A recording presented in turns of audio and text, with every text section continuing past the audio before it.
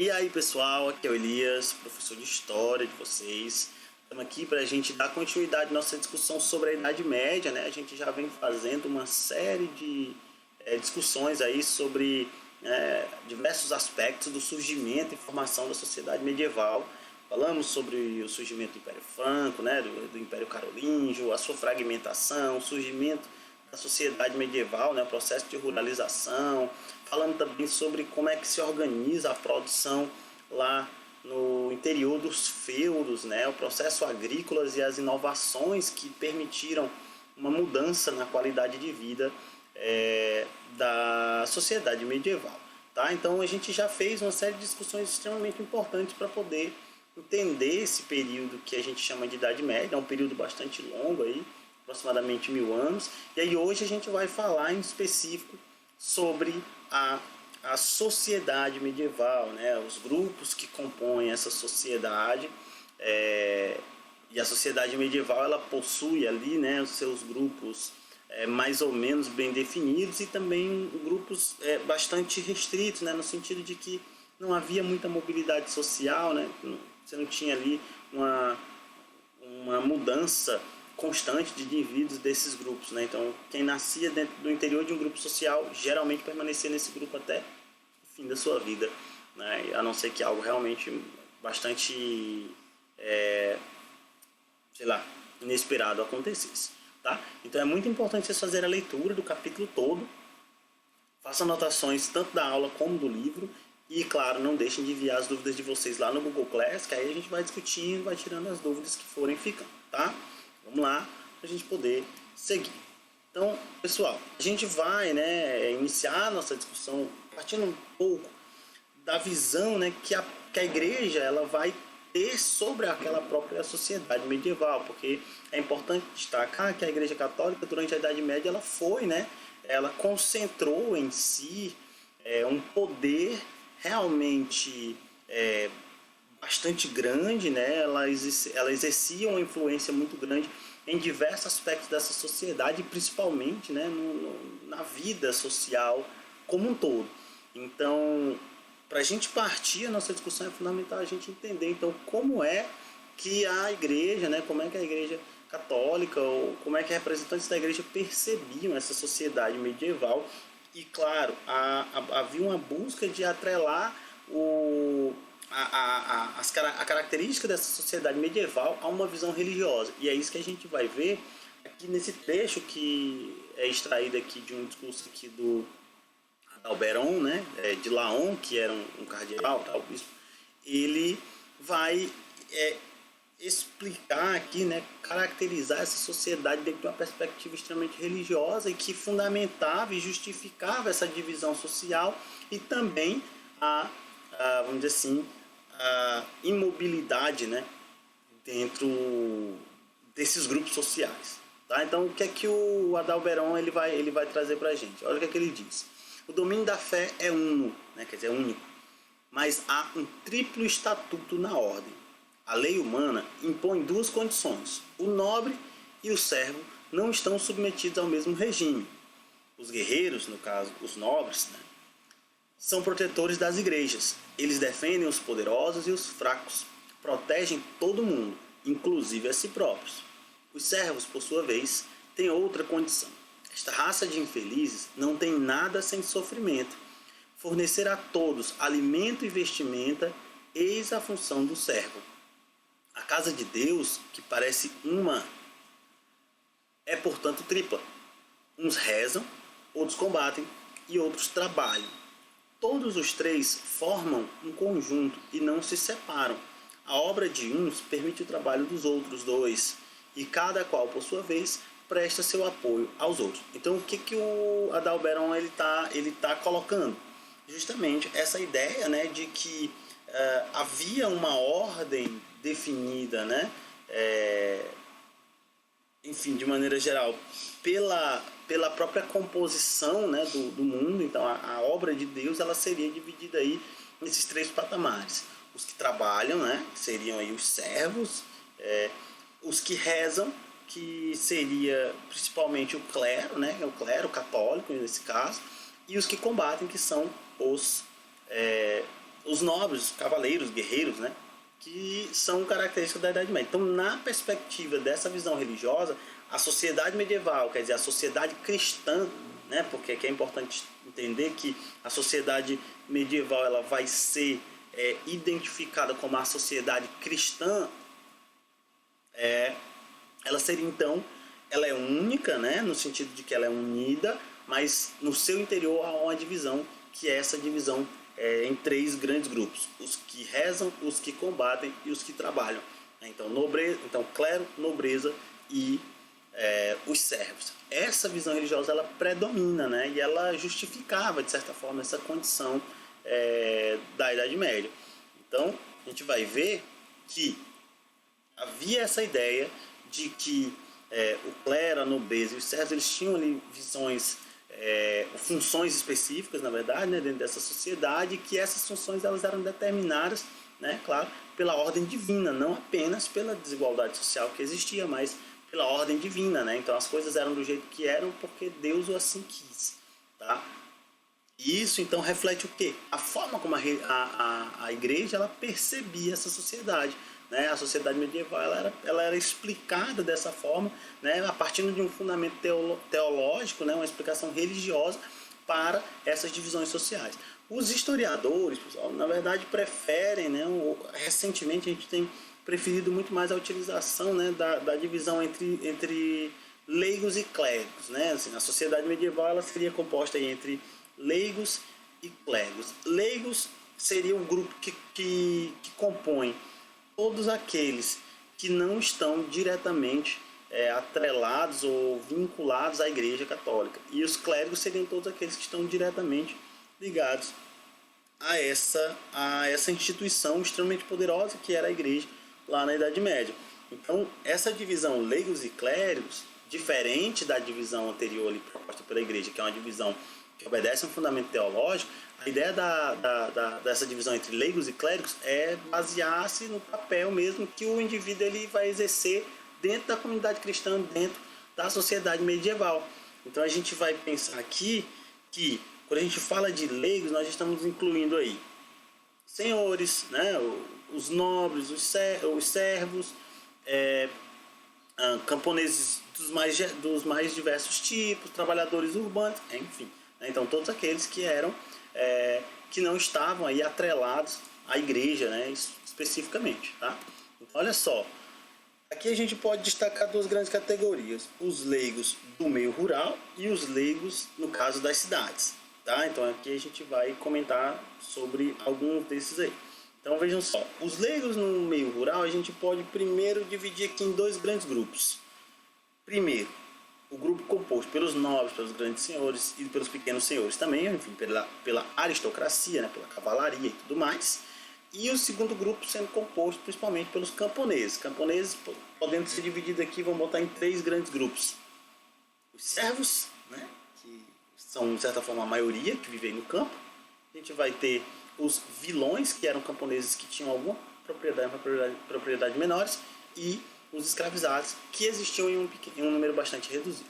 Tá? Então, o primeiro grupo ele era composto aqui, como eu falei, pelos nobres, pelos grandes e pequenos senhores, né? Ou seja, pela cavalaria também. A cavalaria, basicamente, ela era formada, né, por indivíduos que faziam parte dessa nobreza, dessa que a gente chama de aristocracia laica. Né? A aristocracia laica, a gente está falando dos senhores proprietários poderosos, senhores feudais, que não eram, né, clérigos, que não eram pertencentes à igreja. Então esse grupo social ele era bastante restrito. E aqui é muito importante destacar que muito do imaginário medieval, né, o imaginário que se tem da Idade Média, é muito atrelado à vida desses grupos, né, da nobreza, da cavalaria. Né? Afinal de contas, se a gente for pensar, a gente vai ver, né, a maioria dos filmes, livros que falam ou que tem como tema a Idade Média vão trazer a vida nos castelos, né, a vida nas fortalezas, os cavaleiros, né, honrados e tal. Essa perspectiva ela é uma perspectiva que atrela a Idade Média muito a esses grupos dominantes, né? Mas é importante destacar que esses grupos são uma pequena parcela, tá? A grande maioria da população, na verdade, era de servos e camponeses. A gente vai ver que a aristocracia ela vai estar muito atrelada aos ideais, né, dessa cavalaria, essa própria construção, né, do que era a Idade Média, de atrelar a Idade Média a esses cavaleiros, também está atrelada a um modo de vida exercido ali naquele período. As novelas de cavalaria, né, que vão ser assim, um dos principais elementos aí artísticos desse período, né, novelas literárias que vão, enfim, trazer à tona os códigos de honra da cavalaria, vão trazer a ideia do heroísmo, né, do cavaleiro que protege os mais fracos, que protege as donzelas e tal. Então esses ideais eles faziam parte, de fato, da cavalaria medieval e contribuíram também para a construção dessa imagem idealizada do que era o cavaleiro, do que era a Idade Média, né? Então, e outra coisa, fazer parte da cavalaria trazia uma série de status, né, social que colocava o cavaleiro de certa forma acima de outros patamares, tá? Então aqui é uma ordem fundamental. Então a nobreza ela é composta pelos grandes senhores, pelos proprietários, pequenos proprietários, por aqueles que têm títulos, né, que foram entregues lá pelo Carlos Magno e outros, né, condes, duques, viscondes, marqueses, enfim, esses títulos eles garantiam um status de nobre aquele senhor ou aquela família, tá? E isso, claro, né, foi elemento de diferenciação social. No que se refere, aí aqui a gente tem uma iluminura representando aí, né, um cavaleiro cortejando uma dama. Então, novamente, o cavaleiro aí sendo exaltado aí no seu romantismo, né, na sua proteção às donzelas e tudo mais. Então, isso aqui é uma coisa que você vai encontrar bastante na Idade Média, né, as novelas de cavalaria. Vejam, pessoal, os camponeses, né? Os camponeses, a primeira coisa que a gente precisa entender é que se a nobreza, a cavalaria, os grandes proprietários não são os responsáveis pela grande produção, toda a produção de alimentos, enfim, de subsistência da Idade Média, porque aqui é uma coisa importante, a gente já falou antes, a agricultura na Idade Média ela é uma agricultura de subsistência. O que é uma agricultura de subsistência?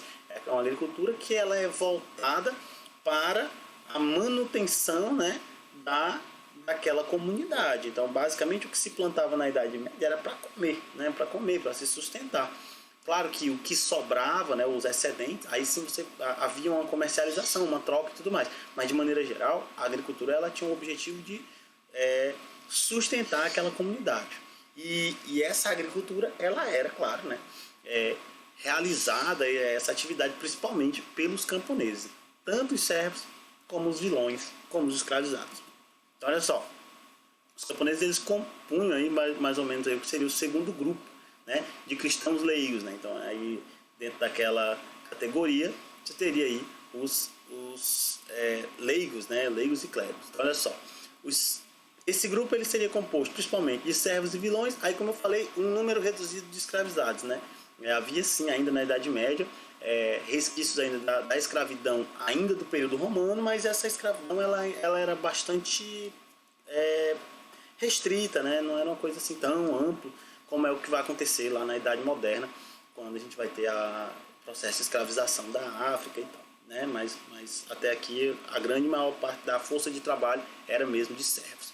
Basicamente, os servos, pessoal, eram aqueles que realizavam o pacto de servidão, né? E que por conta disso passavam a se tornar parte da terra, né? Parte do feudo, e eles ficavam presos, né, à terra, né? Basicamente para o resto da vida.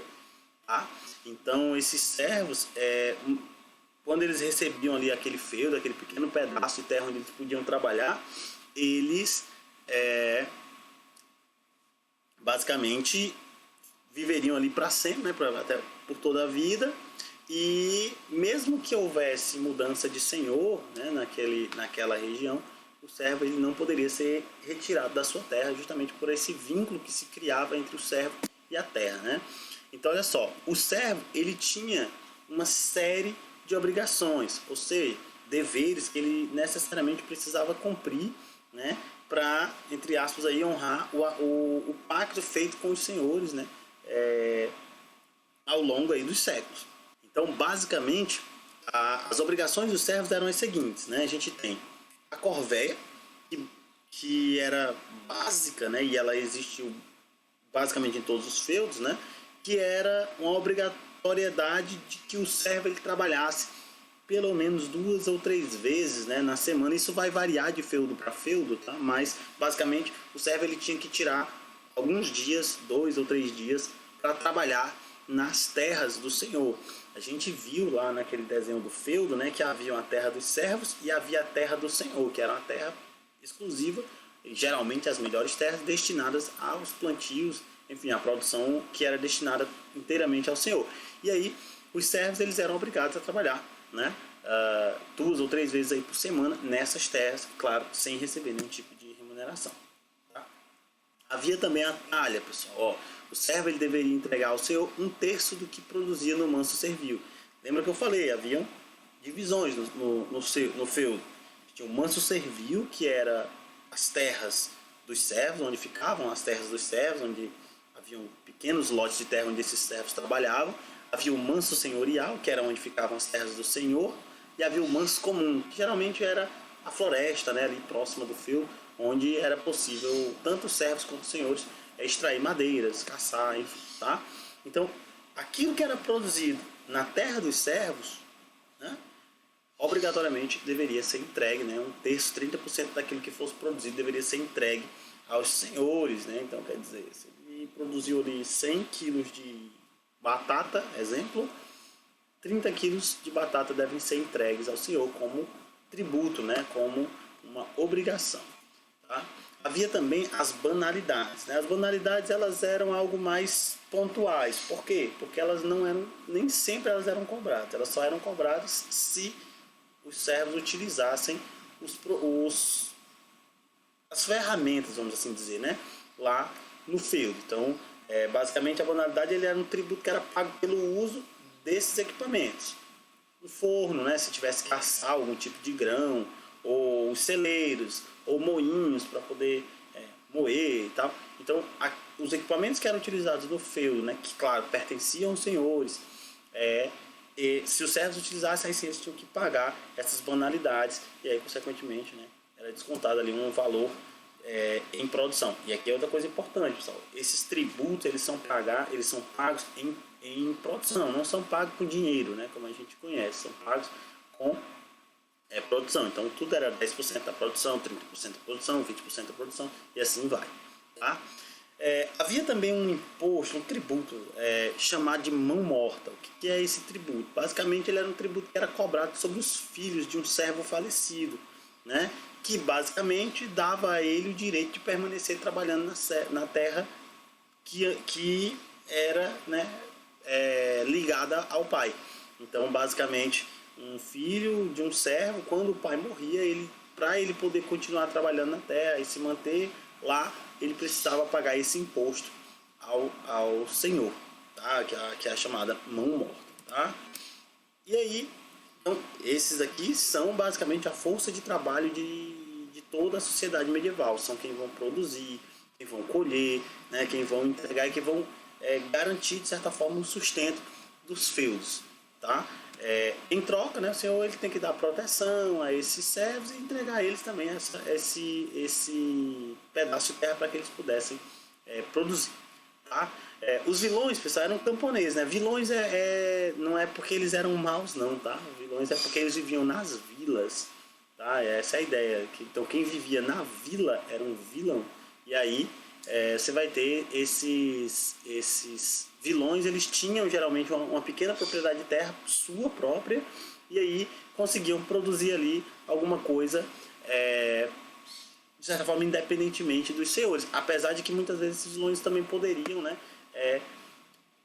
utilizar esses equipamentos que estavam nos feudos, com autorização e com os devidos pagamentos aos senhores. Então basicamente os vilões eram pequenos camponeses que não eram ligados à terra e que não tinham as mesmas obrigações que os servos.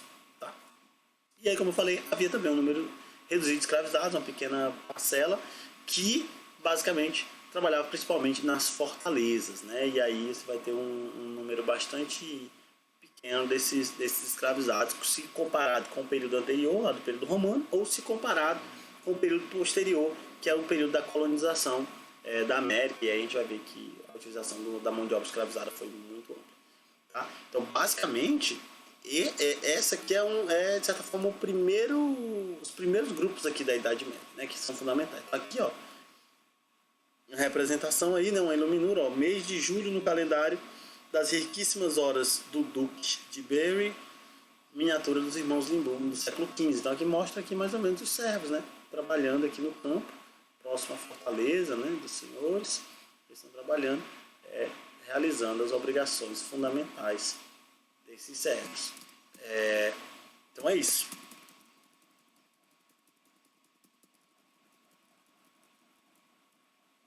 Então, pessoal, por hoje é só, né? A gente comentou um pouco sobre os grupos medievais ali com ênfase nos nobres e os servos aqui, né? Os camponeses, que compunham o primeiro dos grupos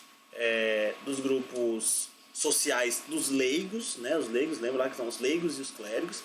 Então, dos leigos a gente tem os nobres, os camponeses. Na próxima aula a gente vai falar de mais um grupo, né? Dos leigos, que